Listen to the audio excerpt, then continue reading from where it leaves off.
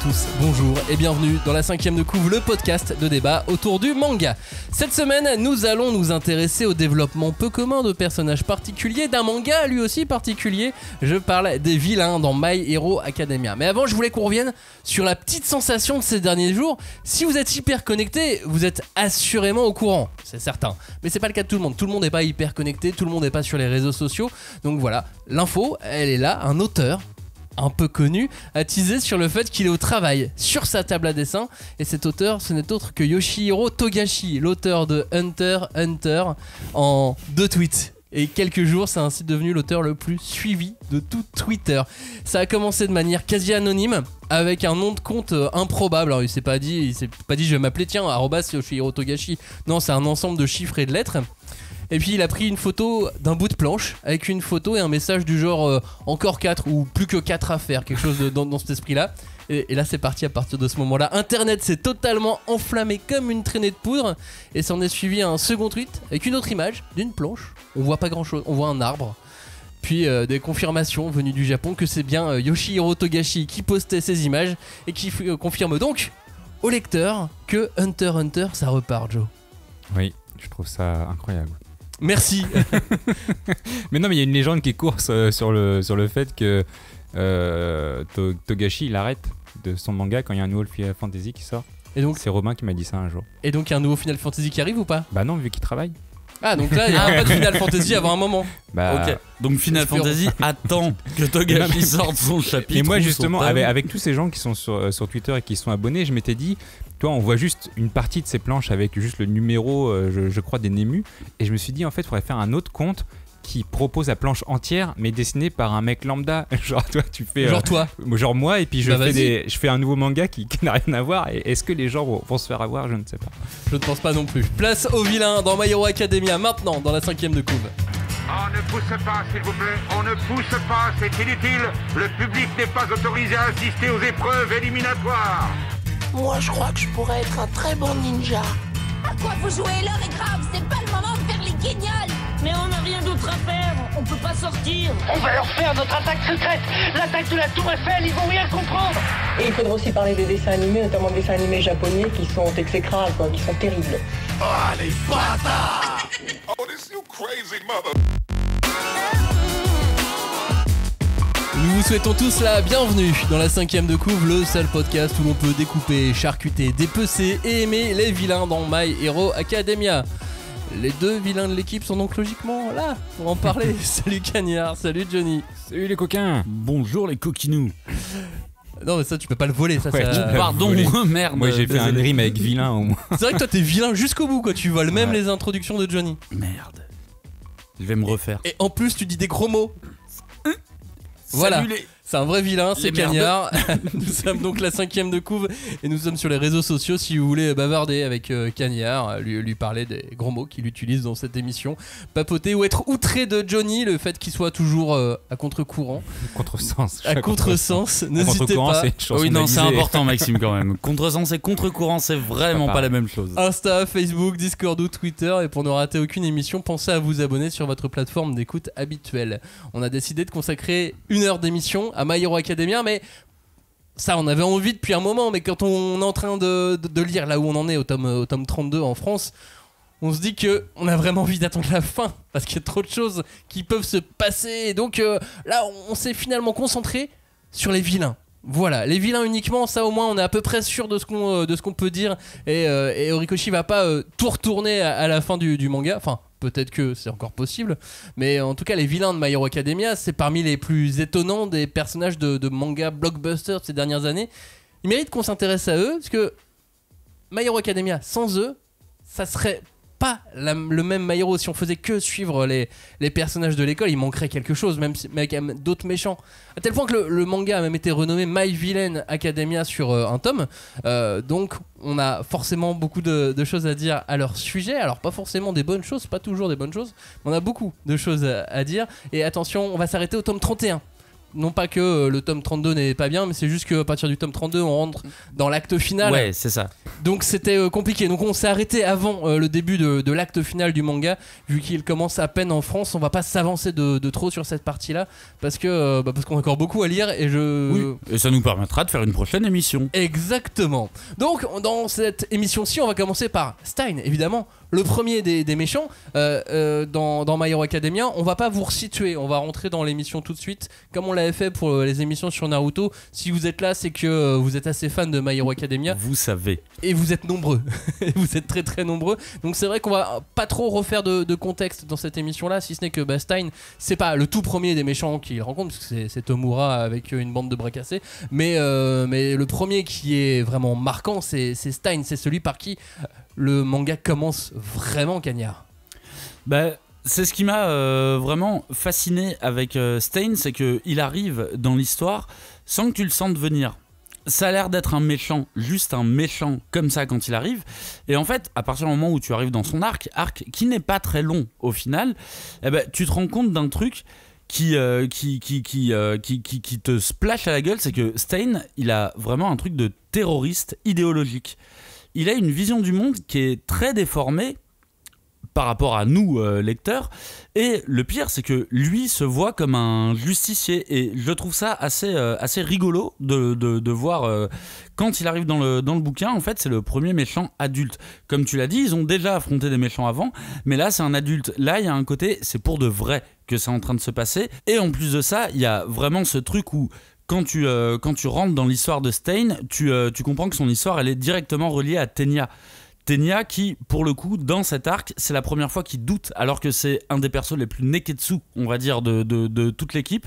C'est la première fois qu'il doute, et je trouve que c'est hyper malin de pas être passé par les héros, mais d'être passé par un personnage secondaire important, mais quand même de le faire vriller, lui, de le faire douter, lui maintenant, à ce moment-là, lui, le mec le plus droit, de le faire douter. Je trouve que c'est hyper symbolique, on va dire, dans ce que Stein peut représenter. Après, tu dis qu'on le voit pas venir. Il a quand même un chara design qui fait que dès qu'il entre en scène, tu te poses des questions. Tu fais là, il y a peut-être un truc. Là, il est dégueulasse avec là, sa langue.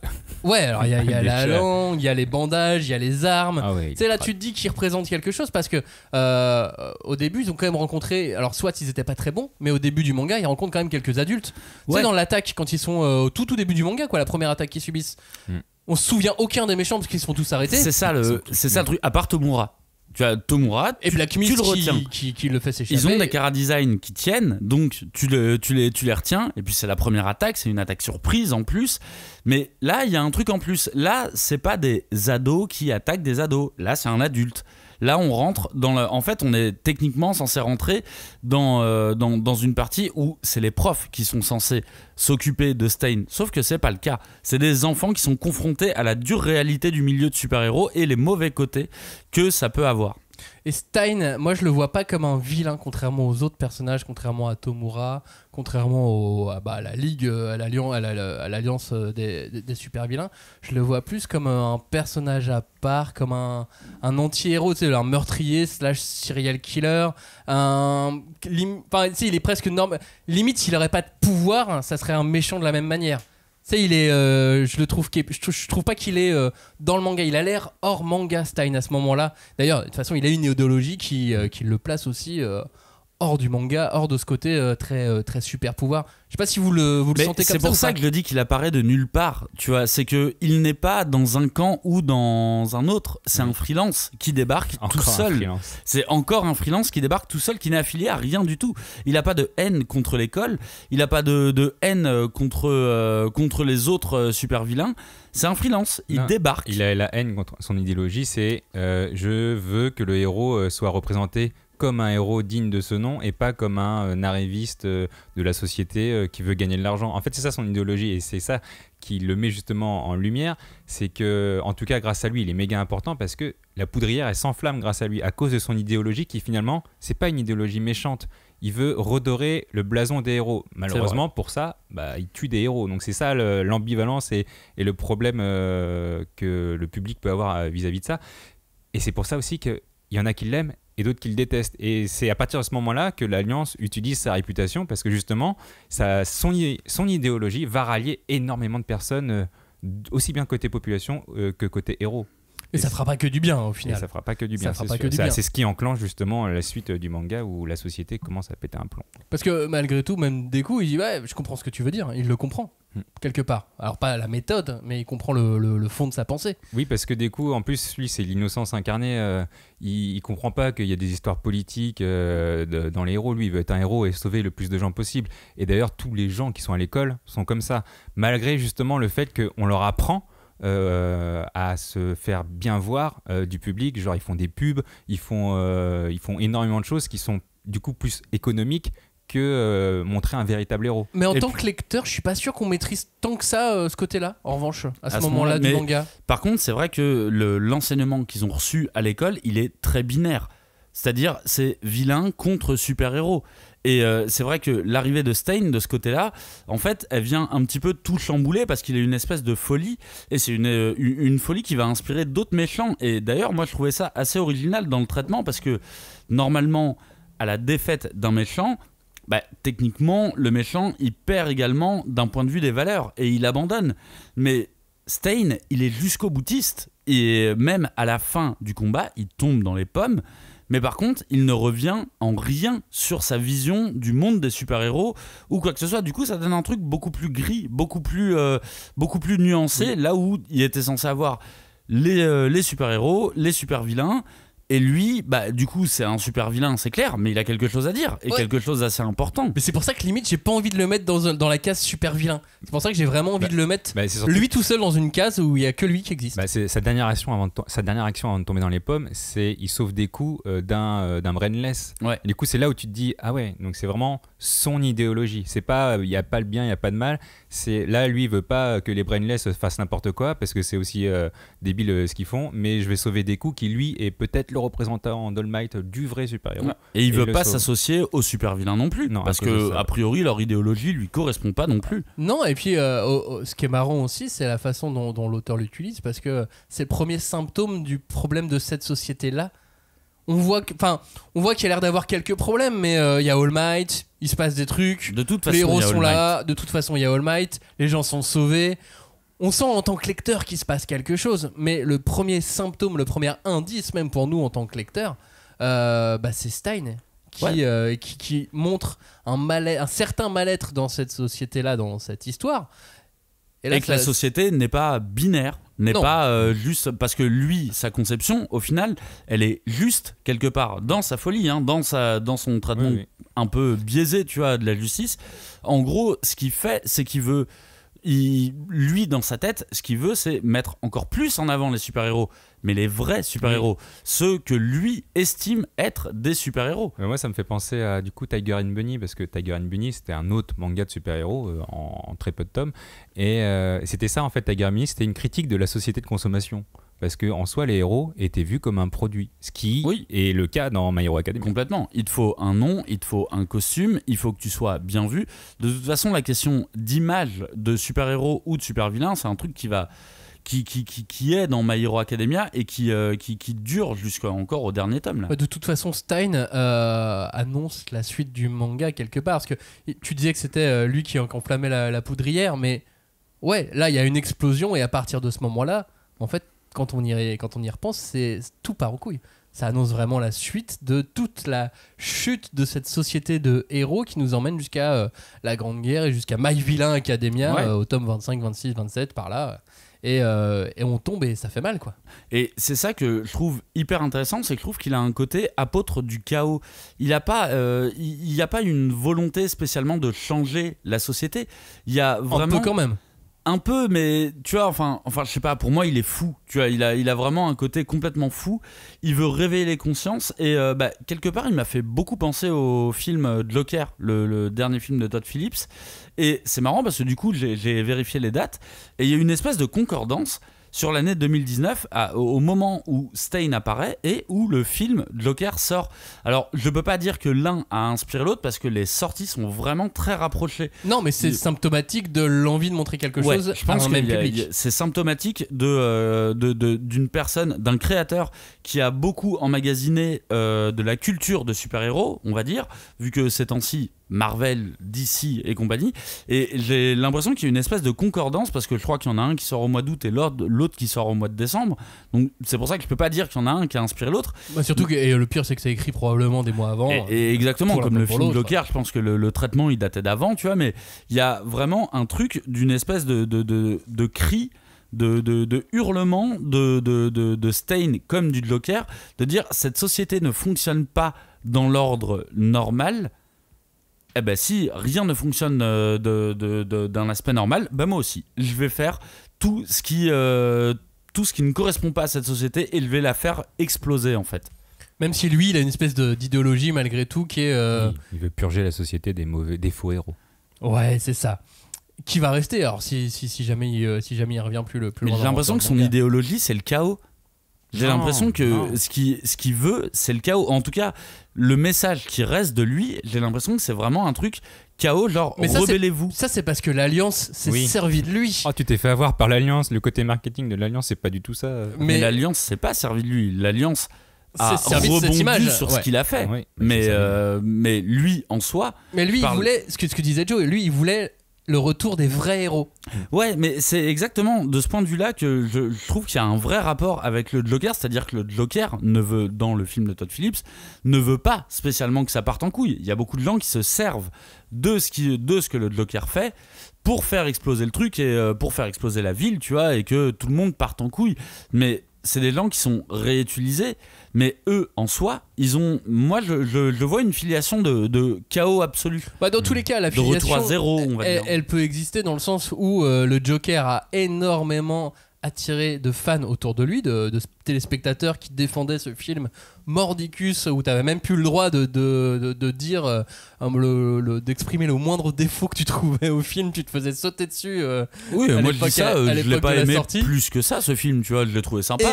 Et au même titre, il y a des défenseurs de Stane dans les fans de My Hero Academia qui sont tout aussi à fond que les fans du Joker. Je veux dire que son idéologie est bonne, mais ça me paraît complètement insensé. C'est un peu comme Dexter. Le problème, c'est que Dexter, il tue que des méchants. Ouais. Mais il tue. C'est la différence avec Dexter. Il a. Mais c'est la même, au final, dans la compréhension que Stane a des faux héros. Parce qu'un faux héros, en gros, c'est un vrai héros pour lui. Il doit agir sans rien en retour, sans rien attendre. En fait, il doit se sacrifier pour la vie d'autrui. C'est ça pour lui un vrai héros. Et si t'es comme ça, c'est bon. Mais dans tous les cas, juste je reviens sur mon idée, puisque vous avez fait comme si vous ne l'aviez pas entendu, mais c'est qu'il y a autant de fans maintenant dans les fans de My Hero Academia qui vont défendre Stane en tant que personnage, qui adorent ce personnage, qu'il y a eu des gens qui adorent le personnage du Joker. Et ça, c'est important et ça démontre quelque chose d'assez important, c'est qu'il est marquant, et représentatif. Il va réveiller les fans. Ouais. Il va les réveiller parce que jusqu'à présent, les méchants qu'on avait eus, c'était mollasson, quoi. C'était pas même Tomoa, tu le vois, tu fais lui, bête de chara design, rien à dire. Ouais, ça alors fonctionne. c'est sûr que le chara design fonctionne, mais tu sais pas ce qu'il fait en plus. Tu sais pas ce qu'il veut spécialement, si ce n'est foutre la merde. Ouais, Black Mist, il est là, bon, c'est pas foufou non plus. Lui, il a une idéologie pour le coup. Stane, il a une vraie idéologie. Oui, c'est ça le truc. Mais c'est au moins, voilà, là il arrive, il est dangereux. Et il fait mal, et d'ailleurs, de toute façon, on le voit, puisqu'il s'attaque à la famille de Tenya. Et c'est là que pour moi et j'adore l'arc de Stane et le perso de Stane, mais c'est là où pour moi c'est un petit peu plus compliqué. C'est un méchant qui n'a pas de backstory. Il a l'air clairement d'avoir sombré dans la folie, ça je pense qu'on est tous d'accord, mais on sait jamais vraiment pourquoi, et c'est un peu dommage parce que c'est un perso qui est vraiment cool. Il se le garde peut-être pour plus tard. Non, mais on l'a vu, hein. On a vu un truc très rapide à un moment. Ouais, rapide. Ça passe à la télé, on lui explique son histoire, et justement c'est un des problèmes que évoque à un moment, je sais plus quel prof, c'est que le fait qu'on raconte son histoire, on l'humanise encore plus. et ce qui va rallier encore une idéologie, son idéologie auprès du public. Parce qu'en gros, lui, il avait fait le système éducatif, il était fan d'All Might.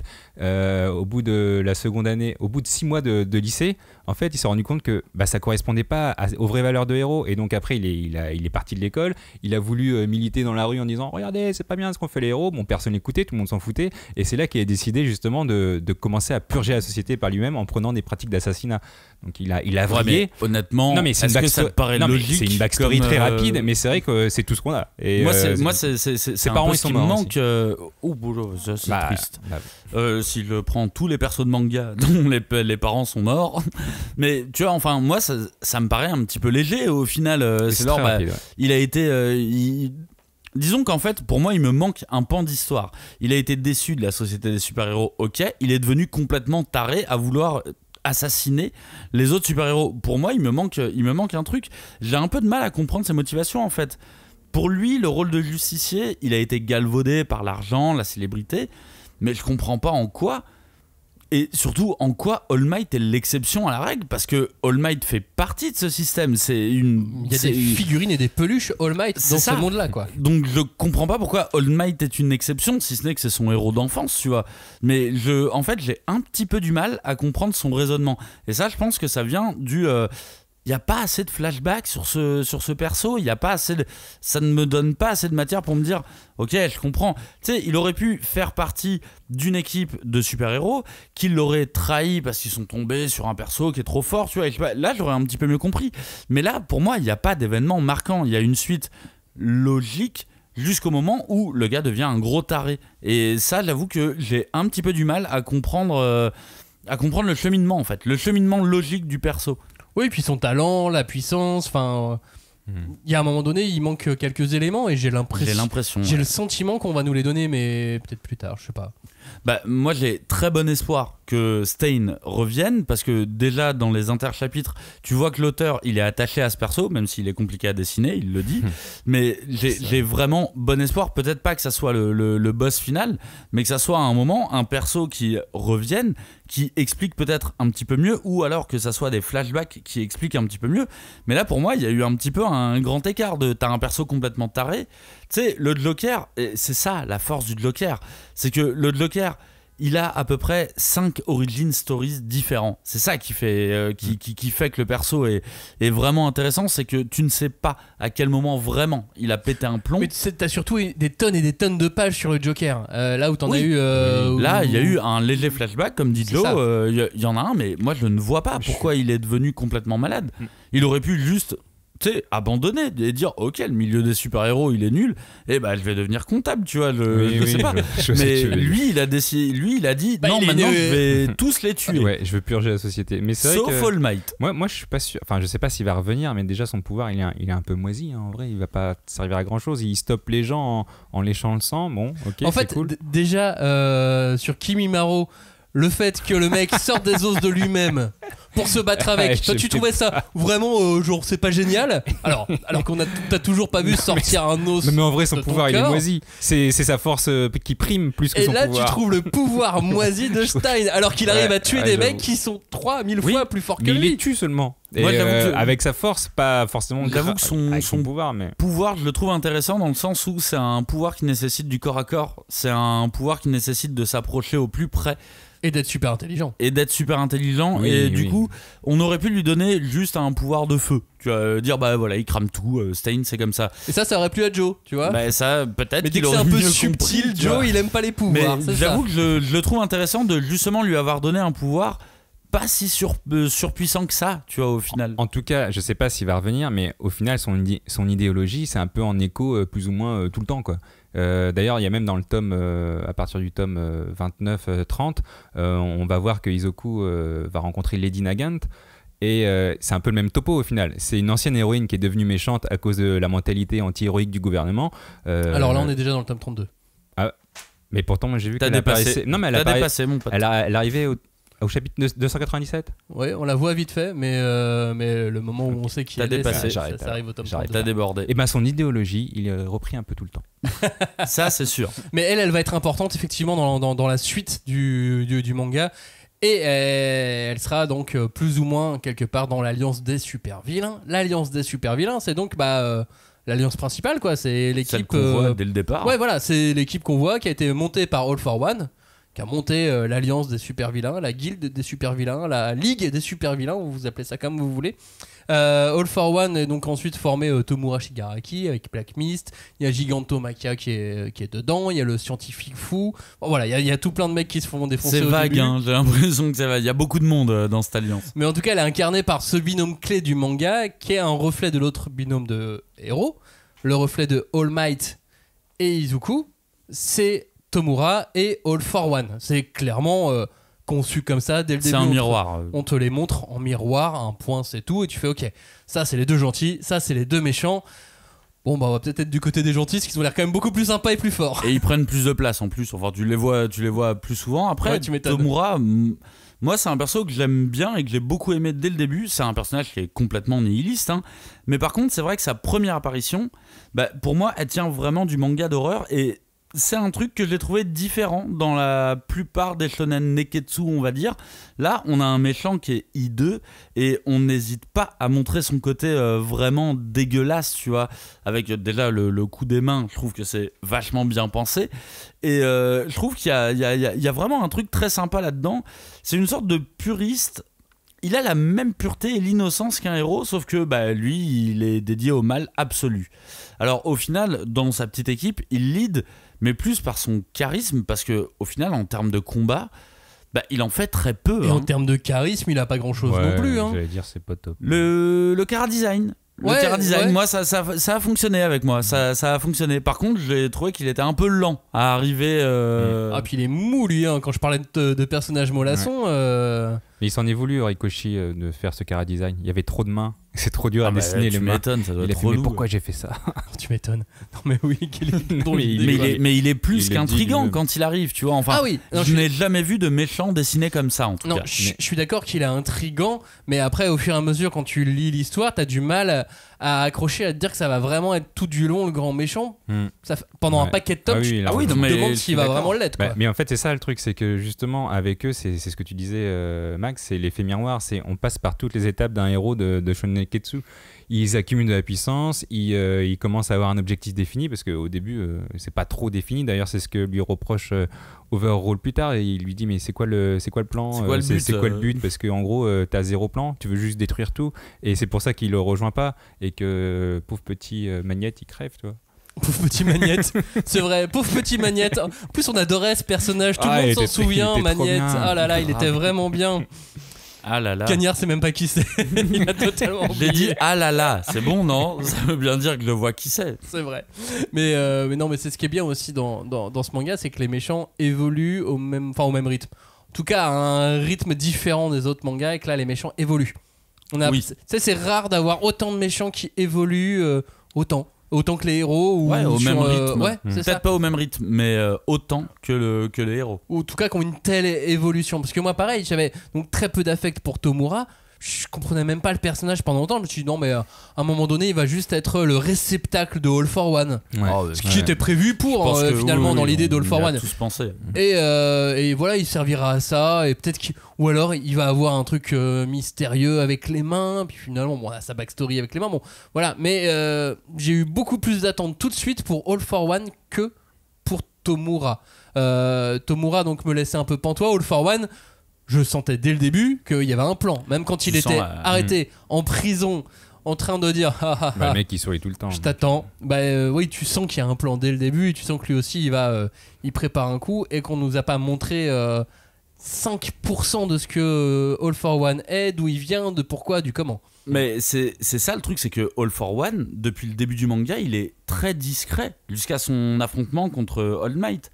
Alors, on comprend que lui, il connaît la réelle histoire de certains personnages, et du coup, il apporte certains éléments clés, tu vois, d'intrigue, quelques éléments, en fait, qui tiennent plus du flashback, de dire, je raconte, tu ne connais pas la vérité sur ce perso, voilà, je vais te la raconter. Et All for One, moi, j'avoue que j'ai eu un petit peu de déception. En fait, je pense que l'erreur, elle est assez simple sur ce perso, c'est d'avoir créé un anti-All Might. Et pour moi, malheureusement, All for One, je le vois vraiment que comme ça. En fait, c'est trop binaire de voir simplement lui, disons que ça sera tout le contraire de All Might, tu vois. Moi, j'ai du mal à saisir ses intentions parce que c'est une forme absolue de mal. Je ne vois pas de motivation propre, juste une nécessité de créer un antagoniste. Et autant au début, il m'a intrigué comme toi, et plus j'ai avancé, et plus je me suis dit, mais attends, pourquoi tu fais ça au final ? Ah non, moi c'est l'inverse, c'est-à-dire qu'au début il m'a intrigué, mais je le voyais assez coquille vide. Et au fur et à mesure, quand l'auteur a commencé à faire en sorte qu'on s'intéresse à lui en tant que lecteur, et jusqu'au moment où il a essayé de prendre possession du corps de Tomura, et que là on a commencé à nous expliquer toute l'histoire du pouvoir, du One for All et ainsi de suite. Là j'ai commencé à me dire ok, il est la clé de tout ça et il est à l'origine de tout ça. Ouais, mais il se fait Oui, même là-dessus. Mais c'est très, oui, mais c'est longtemps après du coup. Ah, c'est très longtemps après. Non, Oui. mais même à ce moment-là, au final, c'est quand même une coquille vide. Tu vois, il n'y a pas de. Bah oui et non, parce que c'est un. On sait pas encore le pourquoi du comment avec son frère. Voilà, je pense qu'il y a un petit truc parce que même jusque-là, tu vois, il n'est pas personnifié. Même dans ce truc du pouvoir, tu vois, du pouvoir qui est partagé, il n'est absolument pas personnifié. On ne sait pas pourquoi il a décidé de vouloir récupérer tous les pouvoirs. Bah si, on veut détruire ne sait le pas. monde. Oui, mais c'est bien ce que je dis, le mal absolu. Mais c'est pas suffisant pour moi, pour un méchant. Tu ne peux pas. Déjà, en fait, je vais vous dire, mon premier problème, ça a été de connaître le nom du pouvoir de All Might et de voir ce nom All for One. J'étais là, attends, c'est un peu débile là quand même. C'est un peu. Bah, sachant que les deux sont frères de One for All et le All for One, si ça devient logique ensuite. Ouais, mais je trouve ça un peu bébête. Tu vois, c'est genre, ah d'accord, lui c'est tout pour les autres et moi c'est tout pour moi. Bah ouais, mais c'est comme ça que ça marche. Non, mais alors, c'est comme ça que ça marche. Je suis d'accord. Je dis juste que moi, ça m'a fait un petit truc un peu bébête de. Il est très très méchant. Bah, du coup, il y a le très très gentil devant. Et tu vois, je me suis dit, c'est pas suffisant pour créer un background de personnage. Tu peux pas être méchant parce que t'es méchant. C'est pour ça que je te dis que ça va au-delà. Ça va au-delà à partir du moment où on commence à rentrer dans les flashbacks des frères, mais c'est tellement donné par petites bribes c'est ça. que déjà j'ai du mal à le saisir. Tu alors vois, déjà en tant que lecteur, ouais, t'as intérêt à être vraiment au taquet pour reconstituer chacun des bouts et des morceaux de l'histoire entre les deux frères. Mais il en manque. Et parce qu'en plus, son histoire, elle est complètement mélangée avec celle du pouvoir d'All Might, tu vois. Donc, effectivement, il faut être vraiment concentré. Moi, j'ai le fait, et je suis désolé, mais le fait de ne pas lui donner de visage, c'est hyper intriguant au début. À force, je suis là, genre, ça me permet de te non-personnifier encore plus. Après, c'est un antagoniste surpuissant qui a presque tous les pouvoirs du monde. Alors que c'est ça qui est bizarre, parce que All Might, finalement, il a qu'une méga force incroyable. Et pourtant, il a réussi à l'amocher énormément. Toi. Mais après, le One for All, c'est quand même un pouvoir qui change. Ouais, mais ça, selon le détenteur. Donc on le découvre ça avec des coups. Mais en soi, All Might, il a que, entre guillemets, un pouvoir, une force phénoménale. Bien sûr. Et c'est tout. Mais ce qui, a priori, était suffisant pour le battre. Enfin, une première fois. Parce que quand t'as le mental, Joe, t'arrives à faire des choses incroyables, même avec un pouvoir moisi comme Stein ou nul comme Kimimaro dans Naruto. Mais c'est ça que j'ai trouvé énorme, c'est quand je me suis dit justement, putain, des coups, il a qu'un pouvoir, c'est nul. Moi, je suis chaud. Alors qu'en fait, il va en avoir plein. Et c'est là où j'ai trouvé ça très intelligent. Pour qu'on l'appelle Mental Joe. Mental J'ai Joe. bien aimé, j'ai vraiment bien aimé. Je trouve que Mental Joe, c'est pas mal. Est-ce que tu veux qu'on l'appelle Black Joe Mist ou Black Miss Joe si tu veux? Black Miss Joe. Black Miss Joe. Ok, c'est un cowboy alors. Black Mist, c'est un des personnages qu'on voit le moins. On a du mal à saisir vraiment. On sent qu'il est louche. Il y a le scientifique, il y a tout le crew qui est recruté aussi après Stein. Il y a quand même beaucoup de personnages dans cette alliance. Ah bah oui, et qui arrive vite. Et qui arrive vite. Il y a Magnette qui disparaît. Mais c'est une alliance assez hétéroclite parce que toi ils deviennent alliés sous la bannière, on va dire Tomura, mais ils s'aiment pas forcément quoi. Et ils s'acceptent pas forcément. C'est qui ces tocards qui viennent de mais il y a un moment, c'est ce qui est assez marrant finalement. Enfin, je veux dire, ça met de la comédie dans les vilains là où on l'a pas forcément d'habitude. Et puis ça met une petite épreuve aussi. Mais parfois tu te demandes pourquoi Spinner il les a rejoints quoi. Lui il avait l'idéologie de Stein. Et tu fais mais pourquoi t'es là? T'as l'air beaucoup trop gentil. Après justement pendant la guerre là contre Redestra, je sais plus comment il s'appelle. Redestro, oui. Redestro. Non mais l'entreprise, j'oublie toujours, c'est un nom. Detnera. Tu te dis, t'as chacun leur histoire de pourquoi ils sont là, comment ils sont devenus ici et pourquoi maintenant c'est leur famille les vilains. Mais avant ce passage-là, tu te dis mais pourquoi vous êtes là? Bah, c'est-à-dire que même Spinner, moi je le mettais tellement dans les candidats des méchants qui vont mourir. Ouais, quantité négligeable. Spinner, ça j'avais va vraiment. sauter. Ouais, je fais bon, ok, donc. Après, il ressemble à Stein quelque part. Bah oui, avec son épée, mais Donc, c'est lui qui l'a voulu. oui, à la un base, c'était un petit peu. Hikikomori, le gars. Mais tu vois, ok, Magnette peut disparaître, Mister Compress. Mais Spinner, je le mettais dans la liste de ceux qui allaient mourir. Et en fait, non, Spinner, il arrive à tient. faire un truc de fou, quoi. Ce qui est assez incroyable. Derrière, t'as Twice, Crématorium, Himiko. On voit que l'auteur a ses personnages préférés Oui, aussi dans clairement, les vilains. ouais. Et qu'il y en a qui l'aiment beaucoup. Il a une destinée pour eux. Muscular ou Mister Compress. Bon, il se dit, ouais, non, mais voilà, ça c'est des pouvoirs pratiques, mais les Oui. personnages, je m'en fous. Mais Ouais, c'est le sentiment qu'il me donne en tout cas. Non, mais je suis vraiment d'accord avec toi où il y a disons des pouvoirs narratifs. Il Ouais. y a besoin de ce pouvoir-là pour mettre en difficulté les héros et il y a les persos qui sont réellement incarnés. Et effectivement, Twice, moi, c'est un perso que j'aime beaucoup. Alors, c'est marrant parce que ça m'a fait vraiment penser à un personnage du comics Invincible de Kirkman avec un autre perso qui s'appelle Duplicate, et quand je sais que le dessinateur de Invincible a fait une couve alternative pour My Hero, je me dis que ça vient pas de nulle part. Ah, c'est pas impossible, oui. Je pense que il aime bien Invincible en tout cas. Et puis au final, Twice, je trouve que c'est un des persos les plus touchants. Ça arrive un peu avec le temps, hein, bien évidemment, mais parce qu'il est clairement pas dans la bonne équipe, quoi. Et quelque part, moi, j'avais envie de le voir réussir, ce personnage. Son objectif, c'était d'avoir une famille. Et tu te dis, mais dans ce cas-là, t'aurais dû être du côté des gentils parce que ça aurait mieux matché et t'aurais beaucoup mieux développé tes pouvoirs, peut-être. Le problème, c'est que c'est un mec qui souffre, qui a une vraie maladie en plus de son pouvoir. Du coup, il est du côté des méchants, mais je trouve que c'est celui on a le plus de plaisir à le suivre, en tout cas, et on a envie qu'il réussisse. Que son objectif d'avoir une famille, bah ouais, moi j'en ai envie, tu vois. Bah, on va même le suivre comme si c'était un des personnages principaux d'un groupe de héros, en Ouais, fait. plus tard. Et lui aussi, il arrive discrètement, hein.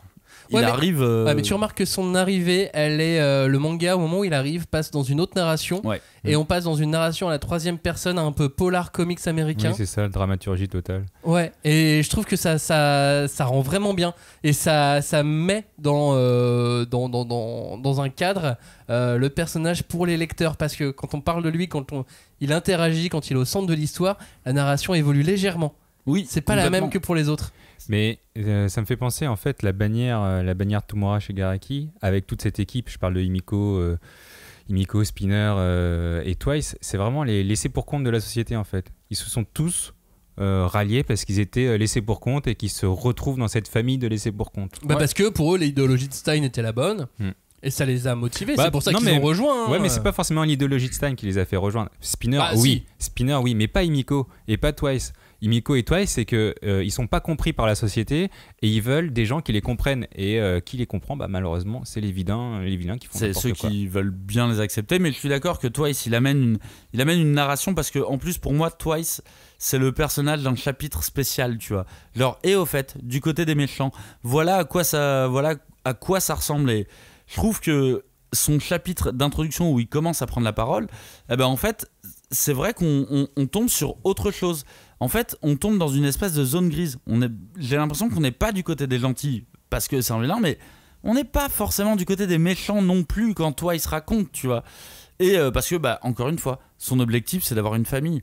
Qui peut lui reprocher ça, tu vois Alors que Himiko, son objectif, c'est de se rapprocher des coups. Non, mais c'est l'amour, son objectif. Non, en fait, Himiko, son objectif, c'est qu'elle kiffe les C'est gens. d'être soigné mentalement, Et, peut-être. et malheureusement, on va dire que sa ménophilie à elle, parce que c'est une sorte de perversité sexuelle où elle veut devenir la personne, mais en la tuant et en prenant son sang, tu vois. Ouais. Au sens propre, parce que son pouvoir, c'est avec le sang, elle devient la personne. Alors moi, j'ai toujours pas compris pourquoi Himiko était puissante, et surtout pourquoi elle est encore vivante Bah, à maintenant- l'heure actuelle. Mais parce que son pouvoir a évolué aussi. Son pouvoir évolue. Maintenant, elle est puissante. Avant, elle était moisie. Et c'est vrai que pour moi, c'était un stéréotype, Arrête on de va voir les dire. pouvoirs moisis des gens, toi. C'était un peu un stéréotype du personnage Yandere. Yandere, pour ceux qui savent pas, c'est un petit peu la figure que vous avez pu voir dans plein de mangas de l'amoureuse folle, qui est complètement folle, tu vois, qui a Bah, vrillé. c'est-à-dire que non, ça va être le personnage féminin qui va être très tendre, voire amoureux, effectivement, à la aux premiers abords. à la première approche, et qui va se révéler être une vraie furie dans un et second temps. une psycho, et du coup c'était marrant parce que pendant que Elles sont j'étais pas en toujours train de... psycho.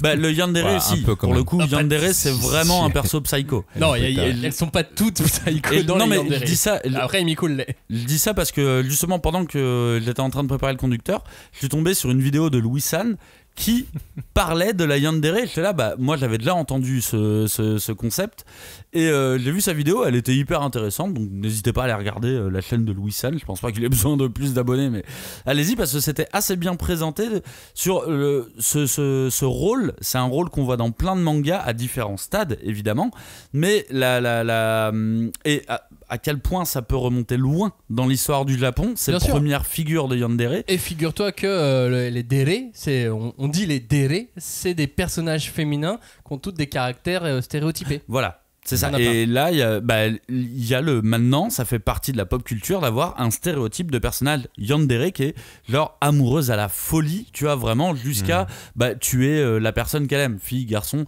Et justement, a priori, c'est plus souvent les filles. Et je trouve que c'est assez marrant parce qu'avec ce profil psychologique complètement instable, moi je pense à Mirai Nikki, pour ceux qui connaissent. Il y a un perso qui a un yandere absolu, tu vois, une yandere absolue vraiment.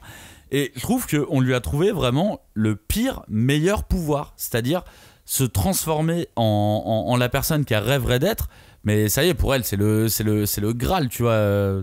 Je trouve que c'est très malin de lui avoir donné ce pouvoir-là, d'aller copier la personne qu'elle rêverait d'être. Et pour finir sur les dere, t'as les bakadere, t'as les nyandere, t'en as plein. Ils ont inventé tout un tas de... Non mais il y a un marché de la yandere, moi je ne savais pas. Et donc t'as la fameuse tsundere aussi, qui est un autre stéréotype très utilisé dans le manga. Est-ce qu'on parle un peu de Dabi, de Crématorium, de Toya? Il a beaucoup de noms, ce garçon. Hein. Il a bien trop de noms. Cramouze, je l'appelle. Cramouzi. Cramouze. Non mais en fait tu découvres l'apogée de son histoire vers la fin. Du coup là pour l'instant, si on reste sur l'avance des vilains, déjà il les rejoint. Tu sais pas trop pourquoi, je pense qu'il s'emmerdait dans son... Parce que lui il avait un groupe, il avait, je sais plus, c'était pas les Genesis mais... les Genesis c'est le groupe avec Kimiko, avec oui, c'est pas avec Spinner et tout ça. Oui. Il faisait pas de musique, c'est ça que je voulais dire. Phil était pas dedans. Spinner était dedans. C'est dans Promise. Ils étaient 8 ou 9 dedans. Et du coup lui il l'a rejoint, tu fais mais pourquoi? Moi j'ai pas trop compris pourquoi il les a rejoints en vrai. Je pense qu'il voulait juste ramouser des gens. C'est-à-dire qu'à partir du moment où tu connais toute sa backstory, tu comprends pourquoi il les a rejoints. Mais au début tu te dis qu'est-ce que tu fais là? Ah oui, à ce moment-là, ouais. Bon oui, c'est vrai qu'au début il a l'air juste méchant. Moi c'est le méchant que j'ai trouvé avec le meilleur chara design pour moi. C'est-à-dire que vraiment dès qu'il arrive, je me dis littéralement ça pourrait être le héros d'un manga un peu dark, tu vois, un peu un manga de zombies, quelque chose comme ça. Enfin il a tout qui va bien, il a tout qui est beau et un peu tu sais comment dire, en plus du beau, il est pas décharné, tu vois, mais il souffre, quoi. T'as l'impression qu'il y a un truc sur son physique où il a souffert vraiment. Et quand tu vois comment il a brûlé aussi dans ses propres flammes, tu comprends tout, quoi. Et je trouve que ça fonctionne bien et ça m'a un peu fait penser à Zombie Man dans One Punch Man, tu vois. Genre, tu peux être dégueulasse et stylé en même temps. Évidemment. Mais c'est tellement bien à partir du moment où tu comprends qui il est. Et ça prend du temps, hein. Ça prend vraiment du temps parce qu'au final. Il a fallu faire toute l'histoire d'Endeavor pour arriver à lui, quoi. C'est ça, et on pouvait pas la mettre avant son histoire. Et moi je trouve que c'est assez fascinant parce que tout est mystérieux chez lui dès le début. T'as l'impression qu'il est vraiment juste il s'en fout de tout, il est là parce qu'il a rien d'autre à faire de plus. Donc je crois que au départ j'ai apprécié ce perso et même sur le long terme je l'ai apprécié principalement pour son style en fait. Et j'arrêtais pas de me dire non mais avec ce chara design là c'est pas possible que ça soit... Tu vois, je ne le mettais pas au même niveau qu'Himiko. Et Himiko, elle a un chara design qui est plutôt bien foutu quand même, tu vois. Mais je me disais, mais non, il y a un truc en plus. Il a une coiffure shonen, tu vois. Il y a quelque chose en plus avec ce perso. Et même quand tu vois l'attaque au camp d'été, autant on se souvient pas forcément de Mustard qui faisait le gaz, mais autant on se souvient de l'arrivée de Crématorium qui était sans pitié, quoi. Ouais. Et qui est hyper mystérieuse aussi. Il arrive, il balance une note de punchline. Tu dis, oh là là, attends, tu passes, mais. Il crame des trucs. Ah, Joe d'ailleurs. Oui. C'est un pouvoir du feu, du coup c'est bien ou c'est moisi? Je sais pas, parce que comme il s'appelle Crématorium et que je l'appelle un peu Cramouze, Ouais, si Et c'est que bien. cramousse, ça peut C'est faire bien. cramoisi. Ah ouais, mais les flammes, en fait, lui, son truc bien, c'est que les flammes sont bleues. On le voit pas dans le manga en noir et blanc, mais on le voit sur la couverture quand il est, je sais pas, je crois que c'est tome 29, je sais plus. Et là, tu fais, waouh, ça c'est stylé, les flammes bleues. Donc, ok, lui c'est bien, Flamme Bleue, on est d'accord. Shigaraki, Twice, Simiko, on est pouvoir moisi ou pas? Bah, en vrai, moi j'ai l'impression que à part Shigaraki et Gigantomachia qu'on va voir C'est plus tome tard. 30, les Flammes Bleues. Ah merci, parce qu'il y a eu un tome spécial, tu sais, je sais jamais. Tome 30, mais, oh là là, mais on le voit tellement loin du coup. C'est parce bah que là, on la couvre, révélation elle est au tome 30 du coup. La révélation est au tome 30, ouais. Bah tu vois, c'est énorme, c'est. Là, ça met 30 tomes. Bah, moi je trouve ça c'est super loin. Mais c'est vrai que. 280 au tome 30. Mais moi je me suis posé la question, en fait, j'ai su qu'il était avant la révélation quand il parle à Hawks et que Hawks fait des grands yeux en disant quoi. Et là tu fais. Alors, Oh, attends, mais c'est juste avant alors, ça. Ouais, mais du coup tu réfléchis, tu fais mais qu'est-ce qu'il a pu te dire? Tu fais ah. Oh, je sais pas, j'étais trop dedans moi à ce moment-là. Et non, tout mais est dans moi, le j'avais- mystère avec ce perso. Hein. Mais t'as l'impression qu'en vrai les vrais pouvoirs bah, c'est Shigaraki, c'est Tomura, Gigantomachia et Crématorium. Parce qu'en vrai les autres. Gigantomachia, il est Mais non, juste. C'est un monstre, c'est tout. Ouais, et puis Twice, excuse-moi, mais son pouvoir Oui, il mais- est quand même plutôt Oui, mais balèze. au début il le contrôle pas. Oui. Et personne le contrôle d'ailleurs. Même il y a que Shigaraki qui au final a un pouvoir qui déchire. Il y a que Crématorium qui a un pouvoir qui déchire. Et mais les quand autres. Skeptic de Detnerat Oui. aide Twice, ça fait un pouvoir de malade. Oui. S'il arrive à démultiplier et contrôler toutes voilà. les copies, là ça commence à être malade. Mais du coup c'est une fusion donc. Voilà. Pour moi au début ils sont tous moisis sauf Crématorium et Shigaraki. Ouais, donc toi, voilà, faut avoir du feu et des Ouais. mains sur la tronche. Oui, Et c'est pourtant, même moisi, ils arrivent à bien foutre la merde quand même. Ouais, Ah bah ouais, oui, moi bah aussi, oui, je mais trouve parce que que- c'est un grand groupe. Ah, d'accord, très bien. Lui, il a pas un pouvoir moisi. C'est d'un autre groupe, il est pas dans l'alliance de super vilains, même si il s'associe avec eux. C'est le Yakuza, c'est Overhaul, Ouais. les 8 préceptes de la mort. Ouais, bah moi justement pour lui j'ai eu l'impression que son pouvoir était trop. Lui il était vraiment trop fort en fait. Ah ouais. Et c'est ça le truc, c'est que lui il avait vraiment cette volonté de avant c'était mieux avant les pouvoirs. Donc ouais j'en ai un super cool, c'est cool, mais en fait il faut que tout le monde en ait plus. Mais tu sais, c'est le truc un peu de bâtard, quoi. Genre, ok, moi j'ai le meilleur des pouvoirs, mais j'aimerais bien que plus personne n'en ait. Mais moi compris, je vais juste être Mais riche, mais c'est tout. Mais au final c'est un peu all for one, c'est ça. C'est que comme il pouvait piquer le pouvoir de tout le monde, et il a utilisé les gens pour ça. Je fais ah ouais ton pouvoir est bien, vas-y je le prends. Il y a ton un pouvoir est truc- bien, allez je le prends. Il y a un truc qui, je trouve, n'est pas assez exploité avec Overhaul, c'est qu'il a un pouvoir de destruction, d'une part, mais il a un pouvoir de restructuration aussi. Et je trouve que ce côté-là, il a pas été assez approfondi. Mais On le voit principalement pour la destruction et pour la recomposition, on va dire, avec Eri. Mais c'est tout. mais c'est ça en fait qui est très malaisant, c'est que il tue des gens et s'il arrive à le reconstruire en moins d'une seconde après, il est entre guillemets ressuscite. Et là, c'est là où pour moi, ce méchant est devenu vraiment malaisant, c'est que les méchants, ils utilisent une enfant comme une ressource et c'est un objet en fait. Bah, bien les sûr. humains sont des objets. Bien sûr, en même temps, des Yakuza qui font Mais de l'esclavage et de la traite d'êtres humains, ça existe. Ouais. Et puis Je veux dire, c'est réel, quoi. Et au final, il la Et c'est ramène à crédible. chaque fois à son état. Tu vois. Il peut la En plus. détruire autant de fois qu'il veut. Il la ramène. Mais quoi qu'il en soit, Overhaul, c'est donc le personnage le plus puissant, enfin un des plus puissants qu'on ait vu. Ouais. Tu vois, je pense que même en vrai, Gigantomachia, il peut rien faire contre Overhaul. Bah, s'il techniquement. le détruit. Bah ouais, bah il le touche. en vrai oui, s'il le touche, mais tu vois au final moi j'ai été très déçu de voir comment il était vulnérable si tu lui coupais les mains. Ouais, et bah là, oui. et là, oui. j'ai fait ah ouais, il fallait juste faire ça en fait. Il fallait lui couper les mains et c'était fini. Bah, souvent, les personnages qui ont des énormes Non, mais c'était trop pouvoirs, ils ont souvent une clé, le talon d'Achille. un talon d'Achille très très simple parce que scénaristiquement, sinon tu peux pas équilibrer si tu mets pas un talon d'Achille un peu, Ah, un non, peu mais la évident. déception. Moi, c'est le méchant qui m'ennuyait. De toute façon, dès le début, Overhaul, j'aimais bien le look parce que voilà, le masque pour des médecins contre la peste. Il y a un truc qui est. Il y a beaucoup de style là-dedans en plus.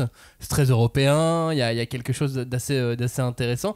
Mais le personnage en lui-même, moi, il m'ennuyait. J'avais qu'une hâte, c'est que Deku lui rouste sa race, quoi. Bon, ou Deku ou Mirio, hein, mais que l'un des deux lui rouste sa gueule. Et tu vois, je suis assez d'accord avec toi. C'est un perso que pourtant j'aime beaucoup.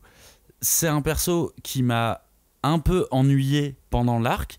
Et en même temps, c'est un des arcs où il y a une des séquences les plus émotionnelles, la séquence avec la séquence Mario. quand Eri essaye de s'enfuir et la séquence où le million y arrive. Enfin, tu vois, c'est assez paradoxal. C'est un perso qui est pas si bien exploité que ça, mais en même temps, il permet une des séquences que j'ai trouvé en tout cas les plus dramatiques et les plus belles. Celle-ci, elle est vraiment forte, et il y en a une autre avec Overhaul qui est extrêmement forte.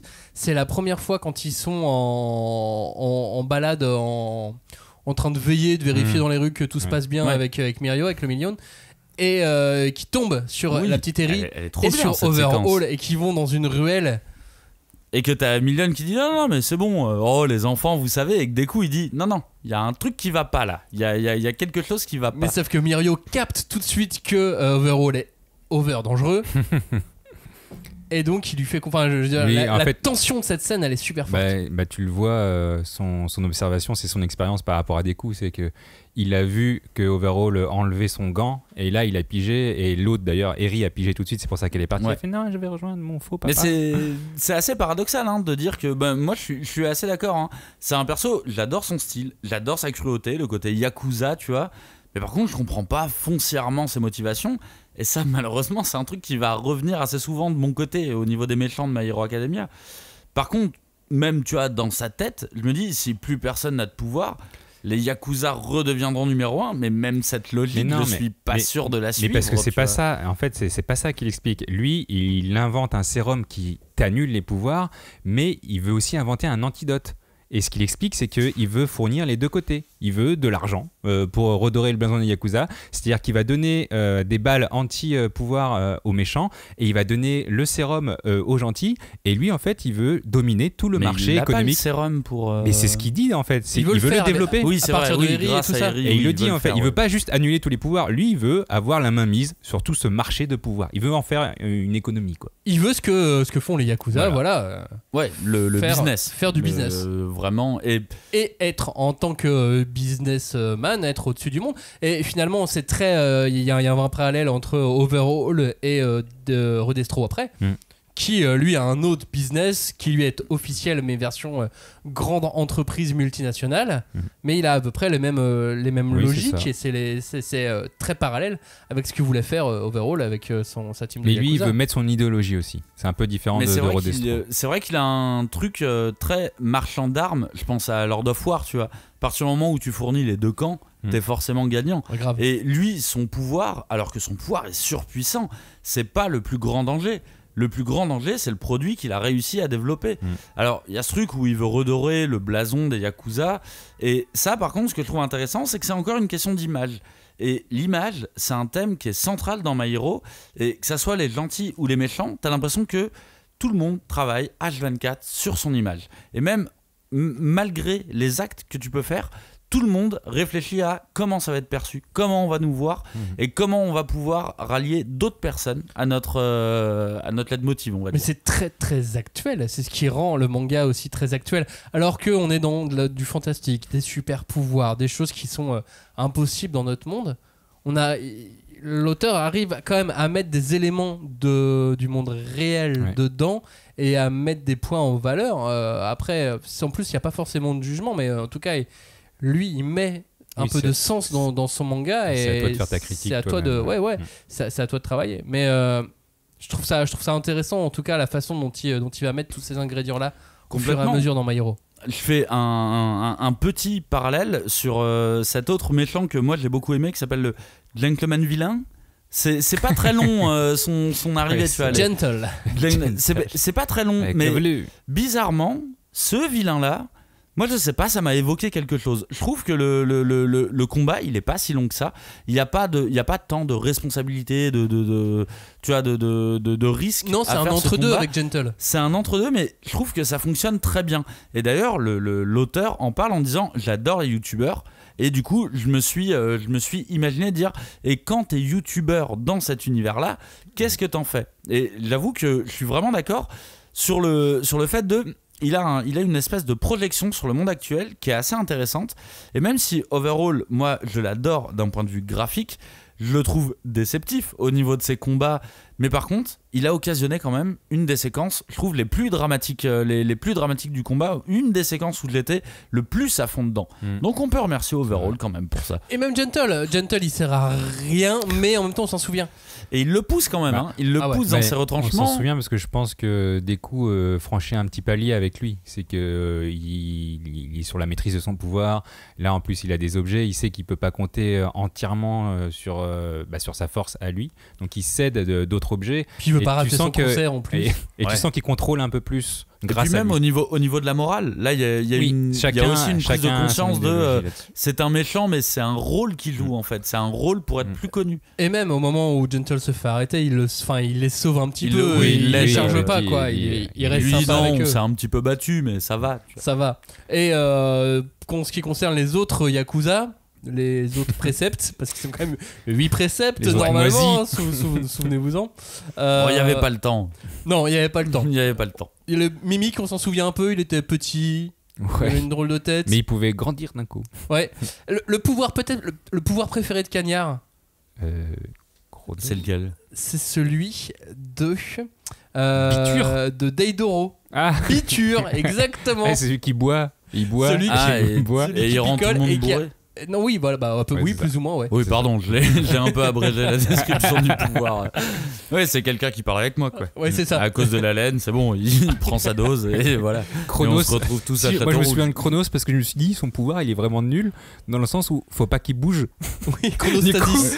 Tu peux pas ne pas bouger, c'est impossible de ne pas bouger. C'est aussi le principe de ces pouvoirs, c'est l'intelligence de l'auteur aussi, c'est de donner un grand pouvoir avec. Et ça me rappelle un petit peu Togashi en ce sens-là, t'as un grand pouvoir, très bien, mais par contre ça demande des conditions très précises et ça je trouve que c'est assez intelligent. Quand on faisait l'émission tous les trois ensemble sur les personnages secondaires dans Naruto, on a parlé de quelques-uns des personnages secondaires de la première partie, mais dans la seconde partie, à partir du moment où on voit les nouveaux méchants, forcément là t'en as d'autres qui ont des pouvoirs aussi très très précis, où il doit absolument être dans son cercle, oui, c'est vrai. Voilà, j'ai pas trop donné de nom pour les. Et c'est un peu l'idée des pouvoirs dans JoJo aussi, tu vois. C'est que un pouvoir, moi je trouve ça toujours beaucoup plus intéressant si c'est un pouvoir qui nécessite des conditions précises, si ce n'est juste un pouvoir de feu, burn it motherfucker, tu vois, où c'est bon, je lâche le feu et burn the witch. Tu vois, typiquement Shoto, c'est un perso que j'aime bien. Par contre, je comprends pas sa puissance. Je comprends pas jusqu'où monte sa puissance, tu vois. Si, c'est simple, il surchauffe, et la glace doit intervenir. Ça c'est récent, ouais, on le savait pas avant. On le sait avec Endeavor, quoi. On s'approche de la fin de cette émission, messieurs. Parlons enfin même si on en a parlé à demi-mot à plusieurs reprises, mais de ces 6-7 derniers tomes, à partir du moment où on peut renommer le manga My Villain Academia. Ça y est, on se concentre. C'est incroyable. Moi, c'est la première fois, en tout cas de mémoire, que je vois un manga qui se retourne comme ça. On lâche totalement les héros, on va se désintéresser d'eux et on va suivre les méchants pendant de nombreux chapitres. Entier, mais plus d'un tome, un peu plus, ça fait plus, ça fait plus qu'un tome entier, mais on va tout voir. On va voir les embrouilles, on va voir, je sais pas, quand ils vont tout. Enfin, on voit tout comme quand on voit les héros. Quotidien. Enfin, on a juste changé de côté, quoi. Et je pense pas que ça soit la première fois qu'on met le focus sur des méchants.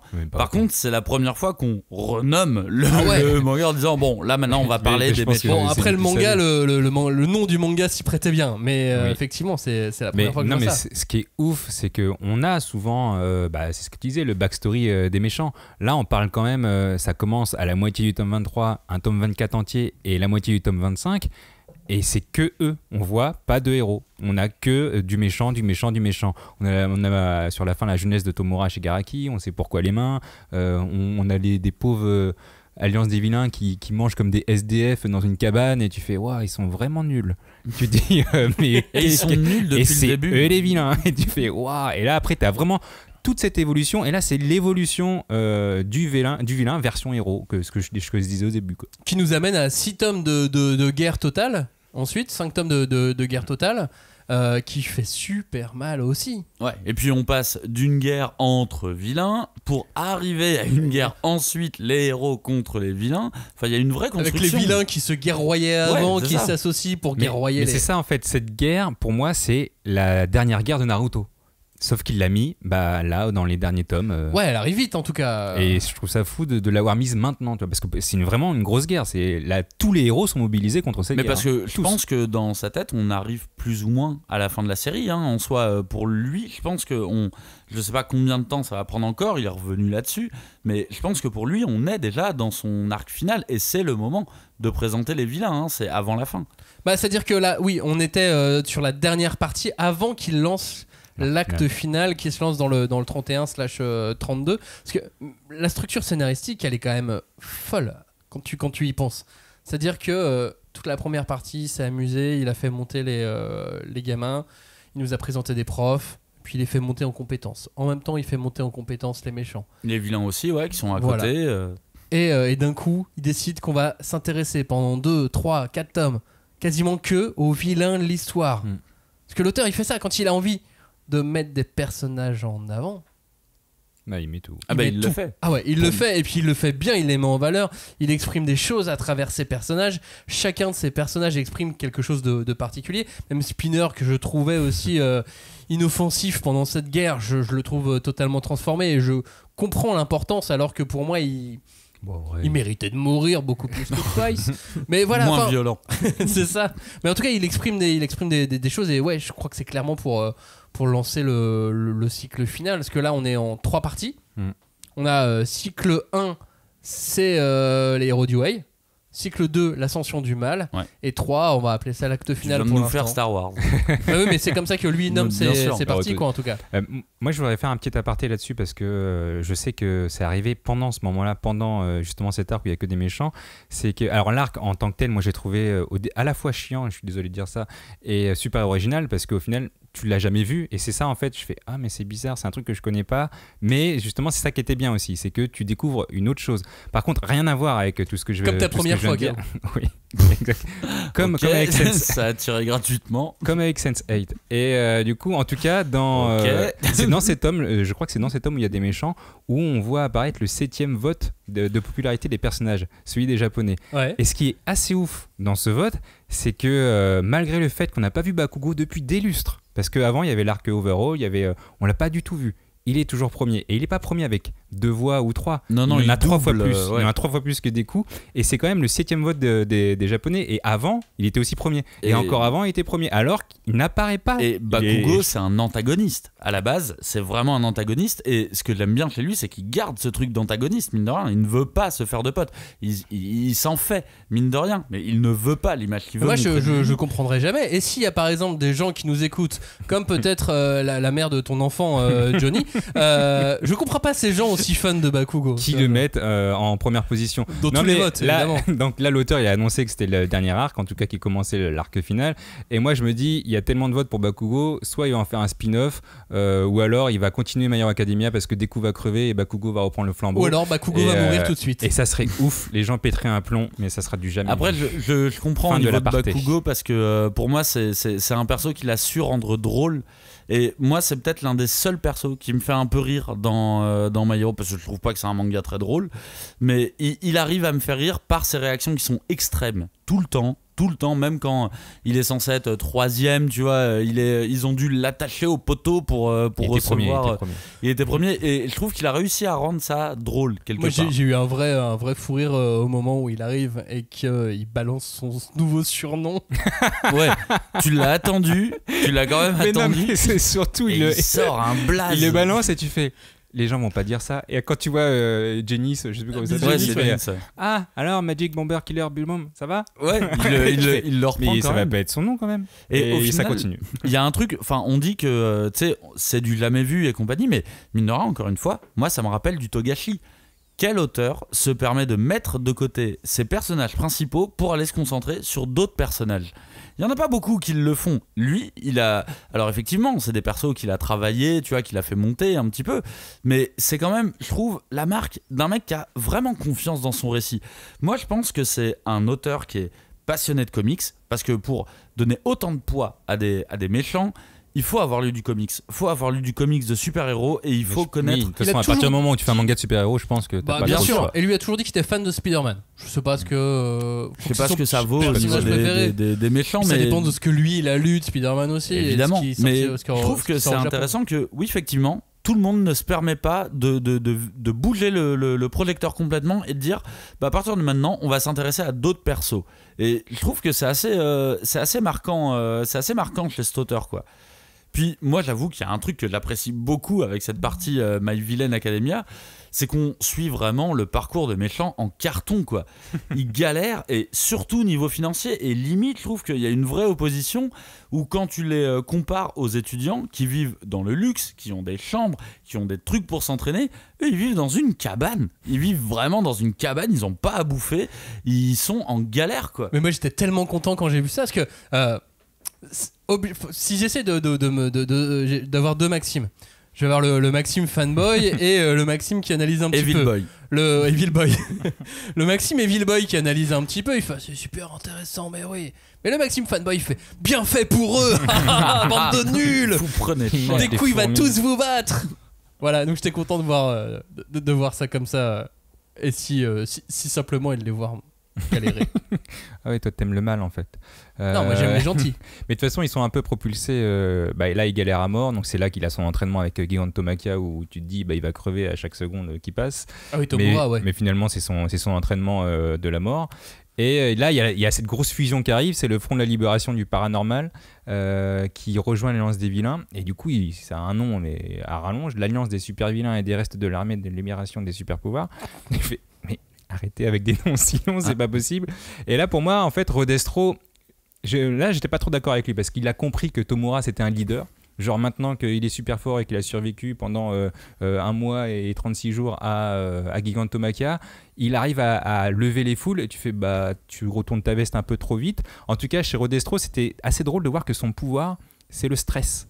Donc en gros, et c'est un salaryman, et tu dis, moi je l'ai vu vraiment comme une critique de la société japonaise avec les salaryman, c'est son pouvoir, c'est le stress. Et sans vouloir refaire une comparaison avec Togashi, mais on a Toguro là, qui est à 120% sur 100%, qui monte, qui se gonfle.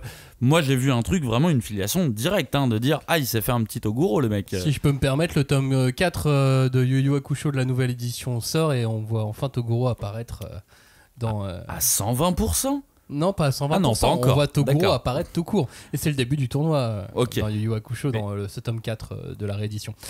Juste pour revenir sur Rodestro, alors on avait déjà vu Destro avec Gentle. Ouais. Gentle en parle, il fait une petite référence, puis ensuite on voit donc Destro, le fils de Destro, déjà. Et là, entre le côté stress, salaryman, le côté je retourne ma veste pour aller du côté du plus puissant, le côté dynastie, mais d'une, t'as une critique de la société japonaise, mais t'as une critique des patrons. Oui. Qui est, que j'ai trouvé évidente, moi. Oui, qui retourne leur veste. C'est le patron japonais qui va aller, enfin le patron de grande entreprise tout court, quoi, qui va toujours aller dans le sens du vent pour aller là où il va pouvoir gagner. C'est dans le sens du vent. Moi, j'ai aussi vu 2 choses. Je l'ai vu aussi beaucoup de stress. Mais aussi du côté un peu mangaka, genre la pression de la part des fans, la part de l'éditeur, les deadlines, etc. Et je me suis dit, c'est marrant de voir que cette source de pression négative peut finalement donner un pouvoir puissant et quelque chose de positif. Genre ouais, je suis stressé en tant qu'auteur, je suis stressé parce que je dois rendre vite. Mais c'est encore plus vite. Mais c'est aussi ma force. Et je pense pas que l'auteur vraiment a voulu dire ça, mais ça me fait rire de penser que cette interprétation est possible. Tu vois. Et moi j'ai vu, c'est marrant parce que moi j'ai vu une incarnation très shonen, très neketsu là-dedans. C'est-à-dire que Tomura gagne, évidemment que Redestro, il finit, c'est exactement ce que je disais en fait. Il abandonne ses valeurs et il dit non, c'est lui en fait qu'il faut suivre. Moi je vois Luffy. Tu vois, je vois vraiment Luffy qui récupère les autres équipages au fur et à mesure de certains membres. Et là je viens d'y penser, mais il a gagné contre Voro, il lui a coupé les mains. Il a gagné contre Redestro, il lui a coupé les jambes. Tu fais, mais qu'est-ce qu'il va faire plus tard? Comment il va gagner? Je viens de lire dans tes pensées, Johnny. Et je ne vais Academia, pas dire ce que j'ai lu dans tes pensées. Voilà, il s'associe donc avec Redestro et à partir de ce moment-là, c'est une guerre totale, la plus grosse et la plus destructrice offensive des vilains sur le monde. Et qu'est-ce qui morfle? Alors, sur le monde, sur le Japon monde du Japon. Pour l'instant, on est au Japon. Mais qu'est-ce qu'il morfle? Ça prend, je veux dire, là les héros prennent vraiment cher et là tu te dis les vilains sont en train de gagner, Voilà, tout simplement, quoi. Ah non, mais moi, c'est vraiment cette guerre, elle m'a marqué parce que tu te dis, c'est devenu l'enfer au Japon. C'est devenu un monde post-apocalyptique. Heureusement que c'est dans une petite ville à côté. Mais ça, je trouve ça fou. Ce que l'auteur a réussi à faire, c'est qu'il y a une guerre totale au Japon. Une fois que la guerre est finie, c'est le chaos vraiment anarchique à son apogée. Tu fais, mais c'est vraiment un mode post-apocalyptique. Les immeubles sont cassés. Et c'est ça qui a encore plus d'impact. C'est qu'on est dans un monde d'aujourd'hui. On n'est pas dans un monde dans 200 ans, dans 300 ans. Ça se passe maintenant. Et là, il y a eu la guerre qui s'est passée. Et maintenant, tout est détruit, tout est foutu. Qu'est-ce qui va se passer, quoi ? Le tout début du tome 32, quand on voit des espèces de jeunes héros essayer de errer, etc., pour s'en remettre. Enfin voilà, il est destructeur. Et puis tu vois les conséquences précises de ce qui se passe. C'est ville dévastée. Plus aucune confiance dans les héros parce qu'a priori ils sont pas capables de gérer ce genre d'attaque. La fin de l'arc, à partir du moment où tu vois Ochako qui est super inquiète, quand tu la vois en train d'essayer de sauver des gens et qu'elle se rend compte qu'elle peut pas sauver tout le monde. Qu'elle peut pas sauver tout le monde. Quand tu vois le héros qui fait moi j'abandonne, mais cette image elle te tord les bites, quoi. Il y a vraiment un côté de les héros abandonnent. Les héros, symbole d'abnégation, ils abandonnent. Puis Twice, quoi. Twice, dans ma Villain Academia, on n'a pas parlé pendant la guerre, mais c'est vrai que Twice, c'est assez marquant parce que là, on le montre un peu comme un héros. Déjà, on est un peu à la première personne, on le suit lui avec sa pensée à lui, et c'est vrai que c'est énorme parce que tu te dis, mais c'est pas un méchant. Là, je suis en train de suivre un héros qui combat, on ne sait pas qui, tu sais pas s'ils sont gentils ou méchants, mais tu te prends vraiment, c'est vraiment comme si c'était un héros. Et moi, c'était très, très, très beaucoup d'émotions pour lui. Tu m'étonnes, mais surtout que sa mort, elle est prise comme si c'était un élève de UA qui mourait. Enfin, c'est un personnage qu'on suit depuis le début, mais qu'on apprécie. Très bien, il l'a très bien préparé, ce truc-là, de dire qu'au bout d'un moment, en fait, c'est le seul perso, j'ai l'impression, du côté des vilains que tu suis à la première personne et que tu comprends. Et pourtant, c'est une pourriture quand même. J'ai l'impression que depuis le début, il faisait des braquages, il se servait de son pouvoir pour faire des braquages et compagnie. C'est pas quelqu'un qui a forcément un bon fond. C'est comme disait Delo, c'est quelqu'un qui est perdu. C'est quelqu'un qui est perdu et qui cherche une famille, et n'importe quelle famille sera la bonne. Mais c'est ça qui est horrible parce qu'on a vraiment pitié de lui. Et en plus, Hawks, il a aussi pitié de lui parce qu'en vrai, il le dit. Hawks, il dit non mais c'est un bon gars et vraiment. Et il veut pas le buter. T'es juste dérangé dans ta tête et tu veux aider tes potes. Malheureusement, tes potes, c'est des méchants, quoi. Et après, moi, c'est vraiment une des parties que j'ai préférées dans My Villain Academia, c'est que les méchants n'ont aucune organisation, et ça depuis le tome 1. En fait, ils n'ont pas de plan spécifique. Ils font des opérations éclairs, on va dire.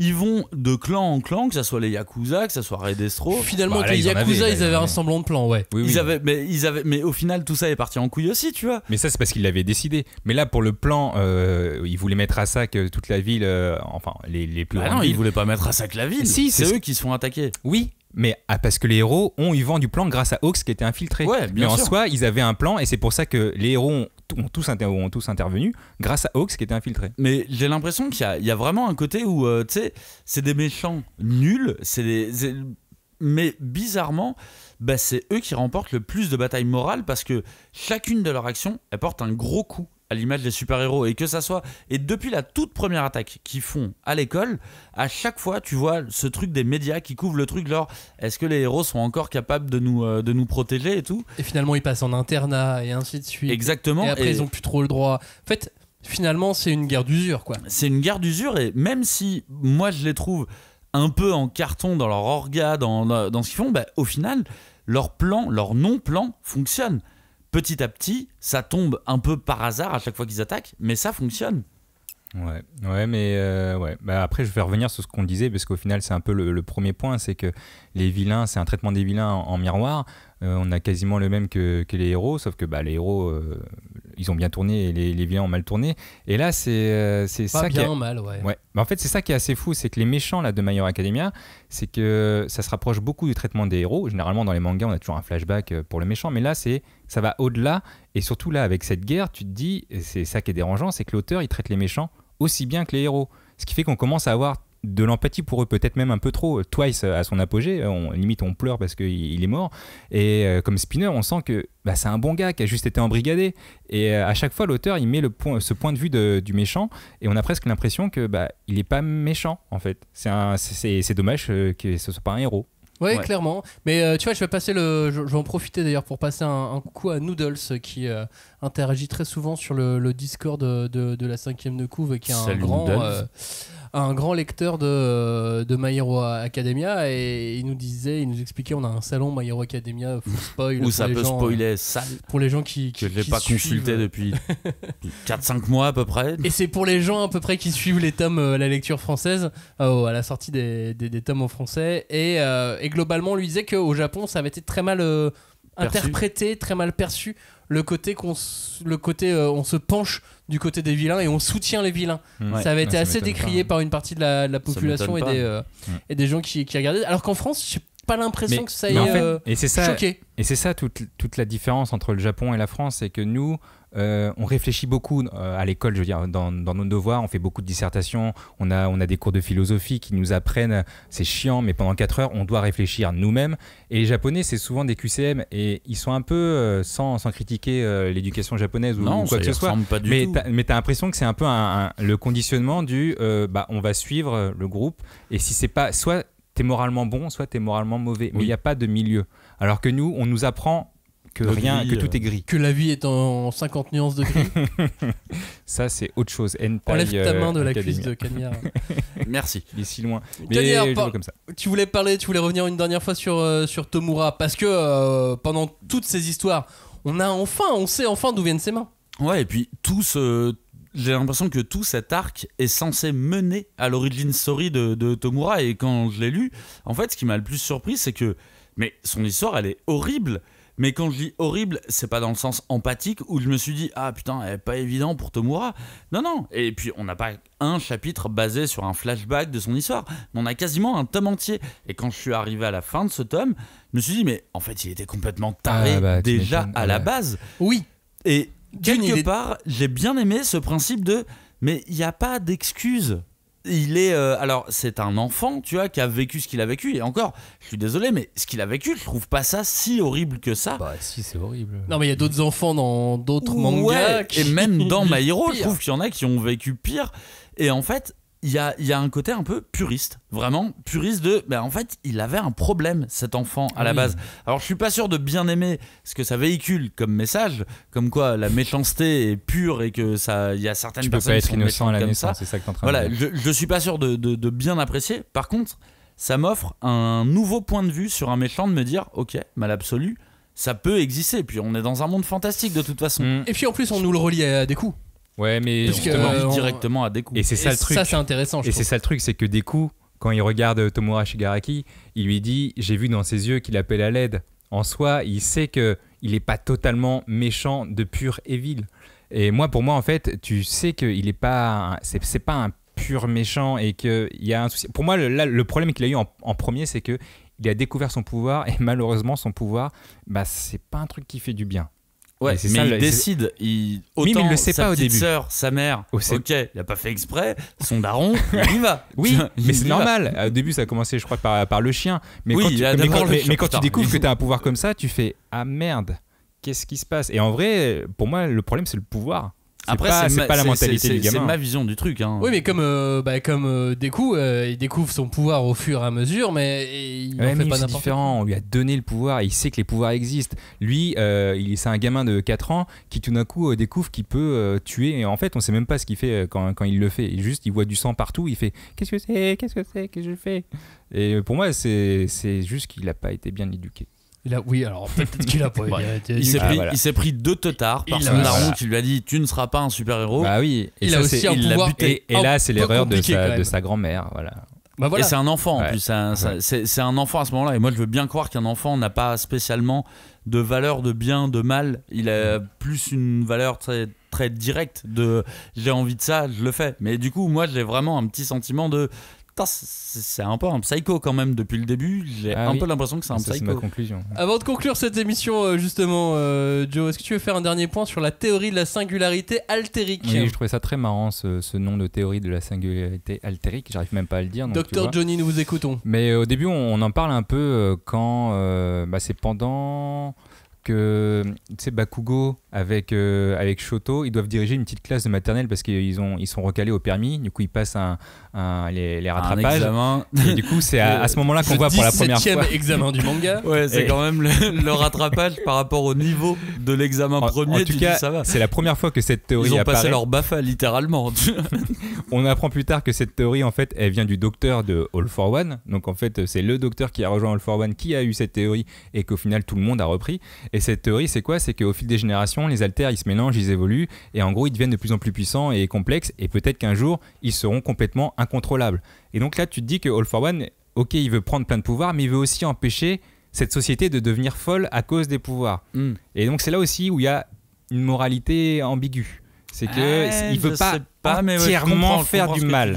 Il veut aussi sauver la société parce qu'il pense que les pouvoirs vont dégénérer et vont faire exploser la société. Donc avant que ça arrive, eh ben, autant le contrôler. Aille à n'importe qui. Et c'est ça cette théorie que le docteur a mis en avant et qui au final continue un peu le fil rouge pour la suite. J'étais tellement content quand ils l'ont eu. Le docteur. Dès le début. Il fuit bien. Hein. Il fuit bien. C'est un bon fuyard. Déjà, son fidèle compagnon, c'est un brainless du nom de Johnny. J'étais dégoûté. Donc, à partir de ce moment-là, ça nous fait plaisir. J'espère que le petit Johnny va crever, quoi. J'étais dégoûté. Viens, mon petit Johnny, viens là. Il l'a aidé, hein. Je suis deg. Mais il te ressemble beaucoup, je trouve. Hein. Ouais. Franchement, je me suis vu là-dedans et j'ai voulu envoyer un mail à l'assistante édito là, de Kiun et je l'ai pas fait, tu vois. Oui, mais alors pour lui dire quoi ? Appelle-le Daniel Balavoine. Appelle-le autrement, là, le petit Joe, je sais pas. Figurez-vous qu'on connaît un petit peu cette personne qui s'occupe des mangas de chez Kiun à l'édito et elle nous avait envoyé un petit message pour dire regardez le prochain personnage, il s'appelle Johnny. Je te retire de mon groupe Pokémon. Ça c'est dur. Ça. Et donc on était content quand Johnny est mort et quand donc ce scientifique Ojiko là. On peut même dire qu'on a fait une petite teuf. Ah ouais, carrément. On a fait une piñata. Je pense qu'il est toujours là. Est-ce qu'on n'a pas parlé de Skeptic. On n'a pas parlé de Apocrypha. On n'a pas parlé de Trumpet. C'est tous les mecs, tu sais, de Detnerat et tout ça. Trumpet, j'y croyais, hein. Mais je trouve que ça s'est effondré. Super charisme, le mec c'est juste un super politicien avec un super charisme. J'adorais l'idée. Non mais c'est Apocrypha le meilleur, en vrai il est trop fort. Apocrypha est très fort. C'est le pendant crématorium et lui c'est que la puissance, il s'est entraîné pour être aussi puissant et tu fais lui c'est badass. J'aimais bien aussi, j'aimais bien le fait que Jiran, le mec qui connaissait Twice, se fasse kidnapper par Redestro pour qu'il avoue. Et que le mec n'avoue pas, tu vois, le mec il lâche rien. Je trouvais ça bien aussi. C'est vrai que le perso était, il reste dans son taf, il était assez transparent depuis le début parce que c'était pas la première fois. Il avait l'air de servir à rien, on l'avait déjà vu. Et en fait, tu vois, mais encore une fois, ça sert Twice. Ça sert le personnage de Twice, ça. Et il le sauve. Mais bon, dans l'ensemble, en tout cas, quand l'auteur s'attaque à un personnage, et là, majoritairement des vilains, il le fait super bien. C'est juste qu'il peut pas développer tous les personnages en même temps. Mais non, il y en a trop. Trop, c'est compliqué. Et je sais pas si tu te souviens, dans la première émission qu'on avait fait sur My Hero Academia, avec Ahmed Agne, le directeur éditorial de Kiun, lui nous donnait sa vision des choses sur My Hero Academia. Il nous disait que dans une classe, en parlant de UA, en parlant de la classe de la seconde A de l'école dans My Hero Academia, il y avait aussi des gens dont on ne parle jamais, mais même comme dans la vie. Dans la vie, il y a des gens à qui on parle jamais, c'est des personnages secondaires dans notre vie. Et que donc, dans cette classe, il y aura des personnages secondaires, des personnages tertiaires. Et donc, obligatoirement, il y a certains personnages qui vont être tertiaires. Bah, là, c'est un peu pareil dans My Hero Academia. Il y a des personnages qui seront tertiaires, qui auront un pouvoir qui sera utile à un moment donné. À un moment précis. Mais que c'est pas très grave, quoi. Et malgré tout, tu vois, cette attaque finale, bah, elle va avoir fait mal à tous les niveaux. Elle va avoir mis en avant certains personnages une fois. Voilà, ça aurait été leur utilité. Leur courage pour certains. Ou leur méchanceté pour d'autres. Ou Gigantomachia, peut-être qu'il servira plus ou jamais. Leur trahison pour d'autres. Exactement, mais voilà, en tout cas, ça lance parfaitement l'acte final. Et on ne sait pas à quelle sauce on va être mangé dans cet acte final. Ouais, je me demande d'ailleurs s'il va pas faire un peu comme un solo leveling. Parce que là, on est resté au Japon, c'est la guerre totale. Et à un moment, il parle de faire intervenir les autres pays. Parce qu'au final, ça va être la planète entière qui va être en danger. Mais avec, ça serait avec Rosetta. intéressant pour ça ou même pour des spin-offs. Bah non, mais c'est ce qui s'est passé dans Solo, c'est que tous les héros de Solo Leveling viennent combattre l'ennemi commun de la planète, et où t'as les États-Unis, t'as la Chine, t'as les meilleurs héros de Chine des États-Unis. Est-ce que ça va être un peu pareil dans My Hero Academia? En tout cas, tout est possible. Dans My Hero Academia 2 Heroes, le film, le long métrage animé, on est aux États-Unis sur une partie du temps et on voit d'autres personnages aux États-Unis. Dans Heroes Rising, on voit un autre personnage de l'alliance des super vilains qui s'appelle Nine, je crois, mais qui n'apparaît pas dans le manga. Donc voilà, on voit d'autres personnages, donc on nous fait comprendre malgré tout qu'il y en a d'autres. Il y a d'autres. J'avoue que je lui conseille de pas rajouter de persos supplémentaires, mais il y en a déjà plein, ouais. Comme il le sent. Hein.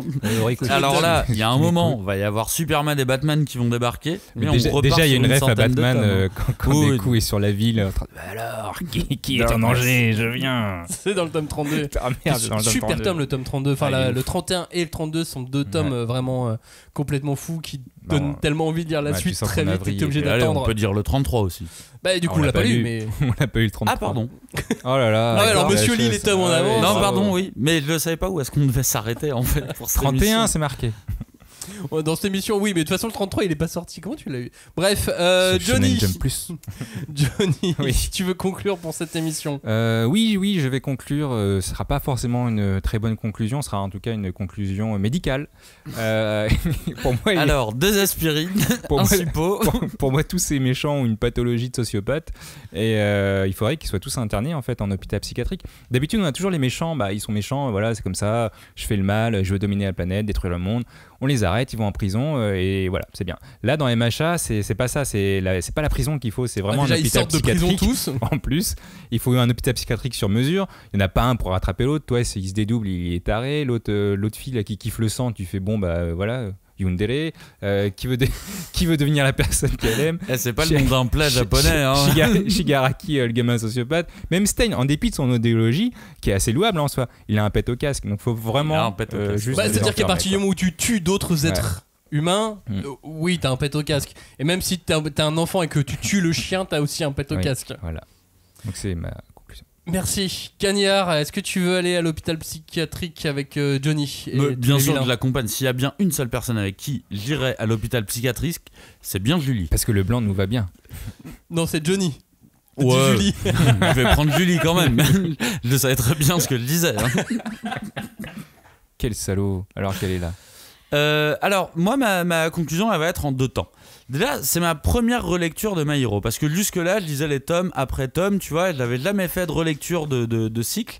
Et là, pour le coup, c'était une relecture assez rapide, parce que je me suis concentré vraiment sur les phases méchants, et je passais sur les autres phases, du moins, je les lisais en diagonale.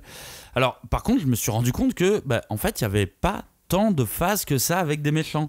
Et j'ai l'impression que ce qu'on voit le plus dans le manga, c'est des affrontements entre les étudiants. Alors ça m'a fait me poser la question, est-ce qu'il n'y a pas un côté un petit peu fanservice ultime de dire mon perso préféré va affronter ton perso préféré et on va voir ce que ça donne. Mais au final, je me suis dit, mais ils affrontent pas tant de méchants que ça pour une trentaine de tomes, quoi. Le deuxième point que j'ai noté, c'est que je me suis rappelé, quand on a décidé de cette émission, c'est une émission qu'on avait dans les cartons depuis un petit moment, je me suis dit qu'on allait être super chaud et qu'on allait avoir 15 000 choses à dire sur les méchants, parce que pour moi, les méchants de My Hero sont hyper iconiques. Et là, au final, après la relecture, je trouve que les méchants, ils sont pas tout à fait maîtrisés, ou en tout cas, j'ai toujours quelque chose à redire sur l'écriture de chacun d'entre eux. Et ça m'a poussé à me dire, en fait, il y a peut-être une opposition entre le visuel marquant que j'ai et le background que je vais lire. Alors autant l'auteur, il a de formidables idées de chara-design pour ses méchants, ça, je peux vraiment pas revenir dessus, au contraire, c'est ce que je le retiens le plus, mais j'ai l'impression que c'est encore un peu jeune en termes narratifs pour les backgrounds. Et je vois que pour moi, en fait, il va un petit peu dans tous les sens, et que si ces héros sont très bien construits et que je suis avec eux à 100%, j'ai un petit peu plus de mal avec ces méchants et je retiens beaucoup plus leur design mais pas beaucoup leur histoire, et c'est ce qui fait que là à l'heure actuelle My Hero c'est une série, j'ai plaisir à la lire mais pour moi j'arrive toujours pas à la caler comme une série culte dans mes lectures. Ça mériterait encore un débat d'une demi-heure qu'on n'a pas. Évidemment. T'as bien fait de garder ça pour la fin, petit malin. C'est clair, si on avait su, Si on avait... jamais t'aurais fait cette émission. Ah, les salauds. Et on t'aurait empêché de dire ça. Mais attendez, on va faire une émission les super-héros dans My Hero Academia. Oui, Ça sera logique, très bien comme logique. ça. Et on fera le retour. Moi, je trouve appréciable d'essayer de nous faire apprécier les vilains. Je trouve que d'essayer de nous mettre en tête que... Mais ils ont aussi des choses à exprimer. Que ce sont des personnages comme les autres. Qu'ils ne sont pas obligatoirement dans un monde qui est en noir et blanc. Que dans certaines histoires, les méchants sont méchants. Un point, c'est tout. Mais là, c'est pas forcément le cas dans My Hero Academia. Il y a d'autres mangas qui l'ont fait, soit, hein, mais sans jamais laisser autant de pages pour le développement des vilains, le développement des antagonistes, et puis le côté organisationnel des choses, et puis on rentre dans les détails. Ouais. C'est ça qui est super intéressant. Puis là, on a des méchants avec une évolution qui est continuelle du début à la fin, ce qu'on disait tout à l'heure, Cagnard. Le méchant qu'on a au tome 1, c'est plus du tout le méchant qu'on a là au C'est toujours le méchant. au tome 32. Il est toujours méchant, soit, mais c'est vraiment plus du tout le même. Et il a vécu quasiment autant de choses que Deku, qui n'est plus du tout le même et qui a pris une badasserie fois 20 000, parce qu'au début il était vraiment naze, Deku. Et je suis d'accord que c'est une évolution qui est assez originale. Je viens d'y penser là, dans le sens où la plupart du temps, ce que je retiens des shonen neketsu, on va dire, c'est que quand un méchant perd, la plupart du temps, il va du côté des héros, il perd un petit peu de puissance, ça on en a déjà parlé. Là, c'est pas le cas. Il n'y en a aucun. Il n'y en a aucun qui est du côté des héros. Il y en a aucun qui change de camp. Personne ne change de camp. Il y a des gens il y a Hawk qui joue la comédie, mais personne ne change de camp. Ça, Tout on le le monde savait reste déjà. sur ses. D'où l'intérêt du personnage de Bakugo. C'est vrai. Qui, entre les lui, deux. était pas un méchant, mais était juste opposé au héros, et Mais qui donc change toujours. rejoint Et ça, le c'était héros. surprenant parce que tu pouvais te dire, ouais, il y a des chances qu'il change Oui, de mais ça bord. aurait été trop Mais facile. pas surtout que les Genesis, justement, ils ont essayé de le convaincre d'aller avec eux et qu'il Et- fasse partie de l'alliance des super vilains. Mais il est obtus. Et lui, il a dit non. Ah non, il est trop buté. Il a dit fuck. Faut vraiment être fou pour aimer ce personnage. En tout cas, c'est vrai que Joe le disait tout à l'heure. Au début, ils sont vraiment loin d'être tous aussi balèzes, et finalement, ils prennent aussi quand même. Ouais, ils pouvoir, prennent de la l'ampleur. puissance. Ouais, Tomura, Bah, il Tomura. prend. Ouais, Tomura. Bah, en fait, je pense qu'il y a eu un tout avec Himiko, parce qu'en vrai, Tomura a pris vachement il a upgradé grave, Et Miko mais aussi. au début, il était tout seul. Et là, quand tu vois Himiko, où son évolution de pouvoir, Ouais, mais elle devient... Himiko, elle devient de plus en plus humaine. Je trouve qu'il y a un truc Oui, un mais peu surtout, elle inverse, devient de tu plus vois. en plus forte, parce qu'elle va avoir son importance, mais énorme pour la suite. En gros, maintenant qu'elle peut prendre du sang, elle peut utiliser le pouvoir de la personne. Oui. Et ça, c'était pas le deal de départ. Oui, c'est Avec vrai, ce deal-là, c'est vrai. mais ça change le game Oui, total. ça change complètement. Mais moi, je l'ai toujours bien aimé, Himiko. Et puis il y a un truc, c'est que les méchants entre eux nouent des relations qu'ils n'avaient pas parce qu'ils ne se connaissaient pas avant, Ouais. au même titre que les élèves dans la classe. Et ils deviennent une family. Et je pense que c'est pour ça aussi que Twice est mort. Parce que le combo Himiko Twice plus Tomura Trop puissant, super trop fort, puissant, c'était ouais. foutu pour le monde. Alors que s'ils avaient tué Spinner à la place de Twice, Attends, c'est quand même vachement mieux. Sacrifier Spinner, ok. Spinner, il fait partie de ce jouet qui a pas duré longtemps. Ouais, c'est ça. Merci Joe. Je t'en prie, belle conclusion. Ben oui, très très belle conclusion pour cette émission. En tout cas, on reparlera de My Hero Academia dans d'autres conditions, et puis surtout quand ça va avancer un petit peu, parce que là il va se passer trop de trucs de fou. Puis J'ai- ça sera intéressant de parler des gentils quand on sera arrivé à la fin du Ouais. manga. Et puis j'ai vu des couvertures, des tomes, bref.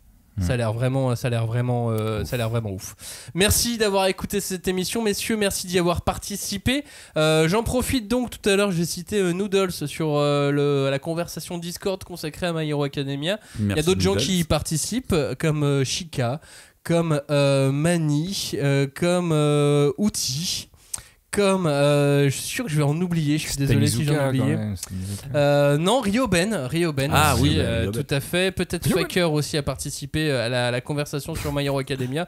Bref, si je vous ai oublié, je suis désolé, mais J'ai j'ai vraiment essayé hâte qu'il y ait un pseudo vraiment hardcore, genre enculeur de maman. Enfin, il a Wow, participé aussi. Ouais, tu vois. stop, on fera un bip là. Ça va, c'est Motherfucker. Un bip. C'est bon. des enfants écoutent cette émission, Cagnard. Merci. Sérieux ? Oui, même pour de vrai. Hein. Merde. On redit pas, mais Je l'ai pas prévenu ma daronne. c'est Joe, faut faire quelque chose. Tu peux Bah, l'emmener mais avec non, toi mais dans en ton plus, hôpital non, mais en psychiatrique. plus, il le sait parce que sur Facebook, quelqu'un a parlé de Naruto, de l'émission Naruto, qu'il allait faire écouter à tous ses enfants parce qu'ils Ah oui, adorent la tiens, 5ème c'est de vrai, couve j'ai oublié. et qu'ils l'écoutent en famille. Et là, il ose dire ça. Ah oui, je le vois. Je commence à voir le problème là dont vous parlez. C'est-à-dire que c'est au niveau du lexique, c'est ça qui vous pose problème. Maintenant, on a perdu Oui, 1000 les mots. gros je mots, comprends, je les comprends. fameux. C'est plus la conjugaison. Ça, En revanche, ça, le jour où vous croisez Cagnard, n'hésitez pas à venir avec votre pot à gros mots. Il a plein de billets sur lui, toujours. plein de bifetons. En tout cas, je fais juste une parenthèse pour dire que le Discord, moi j'avoue que ça me fait très très plaisir de voir les interactions des auditeurs entre eux. J'adore que ce truc existe sans nous. J'aime beaucoup les voir interagir entre eux. Je trouve ça vraiment très cool. Et je prends beaucoup de plaisir à les lire. On se retrouve la semaine prochaine pour parler de manga oublié. Oh, ça faisait longtemps. Ah, ça faisait longtemps un manga oublié. On l'a toujours pas choisi, mais. Eh ben si, moi j'ai Ouais, choisi. ouais, Moi j'ai choisi, vous inquiétez pas. Les mangas oubliés, c'est la semaine prochaine. Et puis on vous remercie d'avoir écouté cette émission consacrée au vilain de My Hero Academia. Et on vous dit à la semaine prochaine. Ciao, salut. Salut. Salut.